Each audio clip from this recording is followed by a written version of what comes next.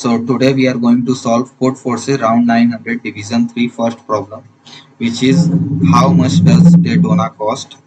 So here is the problem statement.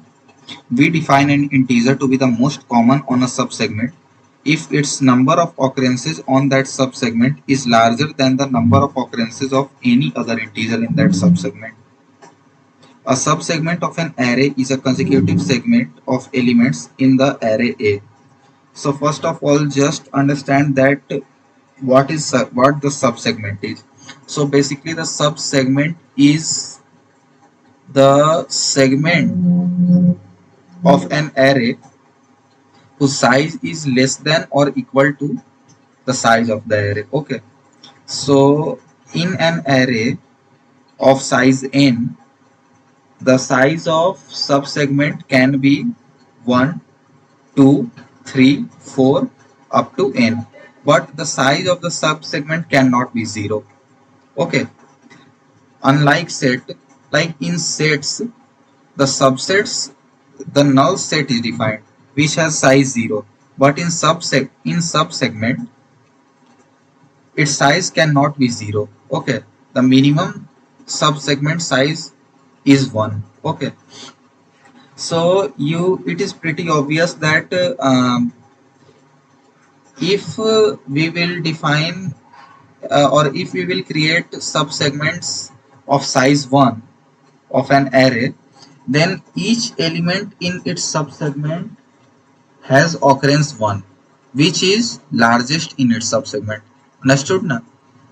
So basically the question is saying the same thing. Okay, so here in the first test case you can see here 4. So 4 in its subsegment has highest occurrence.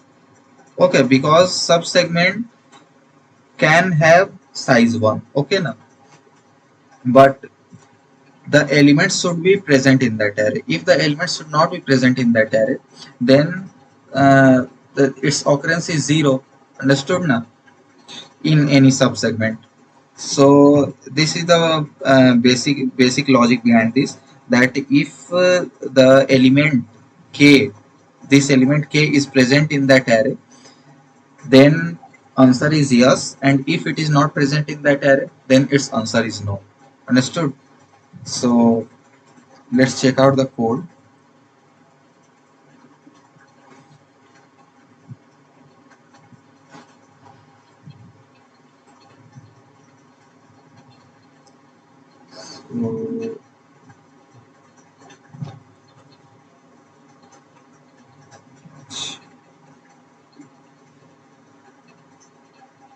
So this is the code.